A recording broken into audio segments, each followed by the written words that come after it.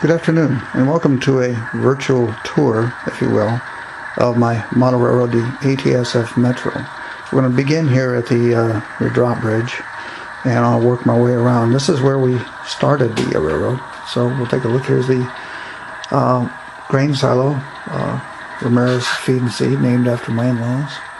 This is, of course, a orange grove with its farmhouse. This is the first grade crossing. It is not a powered crossing. Come around here to Wally's Radiator Shop, named after my brother, who owns one of these things. If you raise this thing up so you can see a little bit, and you can see down in there various chunks of junk, no willies in the back there. There's a lot of fun detailing out. This is originally a coffin factory, I believe, by HM. This is named after my boss, who was a master machinist when I used to work in a machine shop. Coming around a bit. This is a gas station, of course. Henry's Garage, named after my grandfather, who worked in one of these for years after the Second World War. I'm pretty proud of this dead-end street, kind of a rarity in model railroads, but modeled after something that we see quite a while when they don't want to cross the tracks. Coming up here, Numco Atomics, modeled after a friend of mine, somewhat of a mad scientist type. Of course, this is in the time when people weren't afraid of atomic power. Harrah's Market, it actually existed in Banning. Folks who don't mind the steam engine in the background making hissing noises. These folks are really kind to us back in the day, so I modeled this after them. Of course, see all these things, they have alleyways and parking lots. This is the main street. I've done a few videos and photos. The restaurant's named after my grandmother, who worked in a diner. My brother-in-law is a gun fanatic of sorts. Of course, the theater, and I have yet to do anything with this one. These structures here are still in progress. Again, with the backroom parking lots, which are very common.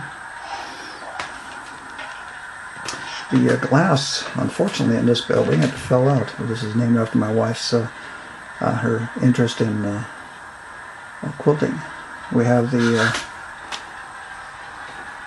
Guzman citrus packing. These are pretty common around here back in the day. There's still some buildings here, but they're not used for citrus packing anymore.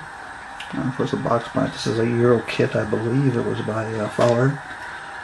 In the back, a matching little power plant kit. The yard office and the engine house. There's a steamer in there. It's making some noises. Of course, this is Dairy Queen. There's something we don't see from the side view, a small little hot rod in the back. They were pretty common in my day.